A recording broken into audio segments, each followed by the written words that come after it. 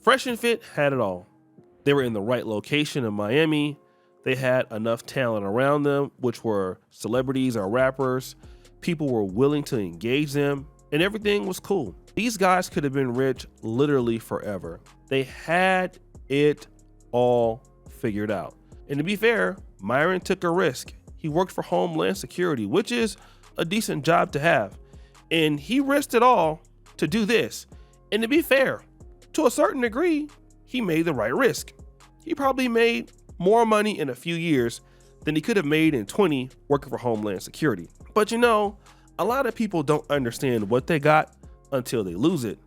And when Myron lost what he had, he just couldn't get over it. You see, let me tell you something. The Fresh and Fit guys had to be making close to $500,000 to $600,000 a month, or even more. They were like the number 3 or 4 super chatted channel in the whole entire world. Their collaborations kept growing and growing and growing because podcasts, you know, the bigger you get, the more guests you can get. So the opportunity to keep growing is always there because podcast is literally about collaboration. But once they got demonetized on YouTube and kicked off Facebook and then kicked off Instagram, Myron gave up hope, and he knew that he would never be monetized again. Those days would never come back again. So Myron did something even worse. He crashed out for real. He went to another level after understanding he lost it all. And a lot of that hatred that he has is coming out against black people.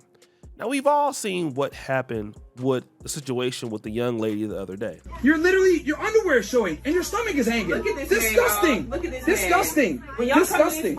Guys, just know that these people right here are going to make y'all feel like y'all ain't shit. They want to try to demean y'all to take your energy. You're wearing a wig. Take their mother. You're wearing a wig. He's dumb as I have braids in my hair, and this ignorant who looks black and wants to be a until it's time to be one doesn't even know what braids are. And if you watch that video, which most of us have by now, listen, we all know the horrendous things he was saying about her. So you've been having some brothers in the community that are upset. They're tired of what, you know, Myron has said about blacks in the past. And so you have this guy right here, STFU in 2024. I don't understand why you popping that ish to a woman, but when I want to link, you want to ignore me. Sounds pretty feminine from a man that promotes masculinity. So Myron says, pull up, you primate. I'll just say that, right? I'm in Miami. Not sure if you can afford to come here, but just commit auto theft like you normally would. So this is actually getting worse, right? It's not getting any better. Myron is actually responding to the threats from African Americans or blacks. You black people can't fucking scare me, bro. Oh, we gonna fight where you at. We gonna come kill you. Ooh. Come do it, come do it. Let's go. I'm gonna keep calling you like I'm Frieza. And now he's even interacting with people on Twitter Spaces talking about this. I've seen your little shit on Instagram and all this other stuff. One thing I don't do, Myron, I don't play, bruh. You don't know me. I don't know you. I came. Of course, here comes the violence. Hold on, Myron. Here we go. Hold on, motherfucker. Here we go. No, hold on. No, we ain't going nowhere. Here comes the watermelon warrior. Listen, dude, I did time. Oh, of course. I'll come. Of course you did time, you watermelon warrior. Prove all the stereotypes right. Immediately escalating to violence. You stupid. Literally, bro, you can't make this shit up. Can't make this shit up. I did time in prison. Like, that's a flex, bro. Show me respect. I was in time. I did jail. We was kings. You trying to skip me, Myron? Black Mark, you weren't being called on, bro, so shut up. Hey, you. You fucking dumb. Like, bro, look at you, man. You're literally behaving like a you right now, right? Literally didn't call on you. There's a order here. This isn't the wild jungle. You donkey. I'm a white civil rights lawyer that spent the last 10 years in Montgomery. Congratulations. You're probably also shut the up, fat.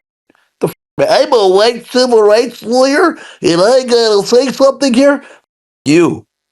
Do I look like a bar exam mother? So if you would have noticed what that was called, it was called Klan Meeting. We had to blur out a little bit of that in the background, but he's talking to this brother. The brother is, really upset about what Myron has been saying. Myron has been, disrespecting black people, not just only black women.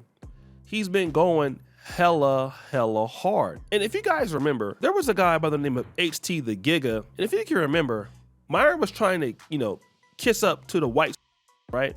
But the guy told him, listen, man, like you guys, well, actually play it for you. Can I make this interesting? Can I make this interesting real quick? Myron, you were in MySpace the other day, and I said, you're doing a great job calling it these, but, if we take this country back, we want it for white folks. And would you go home? And you said, I was born here, and I'm not going anywhere.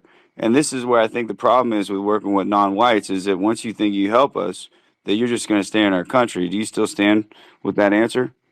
Bro, you look, man, I know you're trying to get a clippable moment here for your No, it's the truth, thing or man. This whatever. is the Like, issue with whites working with we're here talking about a non-whites. problem. We're over here talking about a problem, then you bring it right back into, this whole white thing. Like, dude, shut the This up. whole Like, white dude, thing is bitch. what built this Shut country, up. Myron. Shut the up, dude. Hey, you like, sand, you all you sand. do Hey, is listen, try to sit here guys. and Listen, be I the am right in thing. Florida. I'm in Florida, and I will knock you out on camera. So basically he was telling Myron there, listen, you got a problem, pull up, I'll beat you up, you're black, you need to go back to Africa. Listen what Myron is saying now. A lot of people talk shit. Oh, Myron, you got kicked out of a group. People don't know. Me and Handsome Truth are cool. Like, we made amends. We're cool. So for all the haters, go ahead and clip that. Me and HT have no problems, right? So Myron is saying, listen, man, me and that guy are actually cool. We are actually friends. And so the reality is that Myron actually is a person that, money doesn't really matter to him. Okay, being successful as an Arab or somebody that's black and Arab, that doesn't matter. Okay, and you're gonna find that out that so many people are like this. Like, I know people who are not concerned at all with the black dollar, with the black community, and the only currency that they feel is valuable is being accepted by white people. Myron wants to be white so bad. He wants to be a white man, and he will do anything to achieve it. It doesn't matter if he's going to be poor. It doesn't matter if he makes fresh poor. It doesn't matter if he makes everyone around him poor. It doesn't matter if he never gets another dollar again. As long as he can associate with the whites or the white supremacists against anybody else, that's the money he needs. But see, on the flip side, I will predict this. Myron's playing a dangerous game. He's playing a dangerous game. And I hate to say this, but if there's any YouTuber who I feel is under extreme danger, it's Myron. But I'm gonna tell you another thing. Myron doesn't even care about living. I don't think so. I think that anybody who really cared about their safety and cared about their future, they wouldn't do this. Myron probably is really depressed. He has no real reason to talk like this. He's a young guy. He's not even 35 years old. He should have the rest of his life to earn and to do anything. The rest of his life is already done. There's nobody that can work with Myron. Not black politics, not Candace Owens, not black conservative politics, not the whites, not Trump. He's too far to the right. So you can never get monetized again. That's done. You're on X. You're probably gonna get kicked off of X. So you can't do anything anymore. So hey, listen, you don't have anything to live for. Talking like that, and guess what?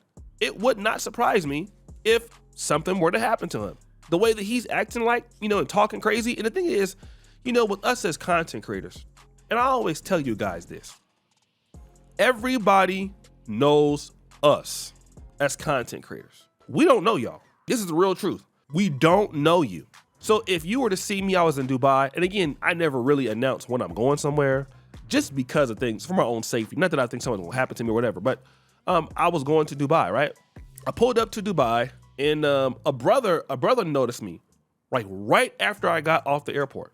I was on my way to the mall. It was actually a little bit after. And he came up and talked to me. Like, yo, man, what's up, man? I watched your channel and all this other stuff. I linked up with another brother, me and Dima, when we was in Dubai. I saw a brother from Dallas. And, these were cool brothers, but they just happened to see you. Now, what if somebody, you talking about crazy and it's their sister and they got bad intentions? And trust me, dude, like, dudes off YouTube will fight you. Like, dudes ain't scary. Dudes will pull up, man. Like, this is the thing that I noticed about the internet. It doesn't matter where you're at.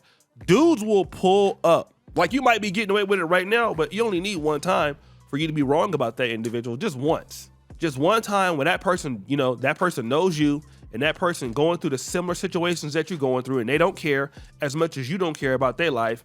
And then, okay, there you go.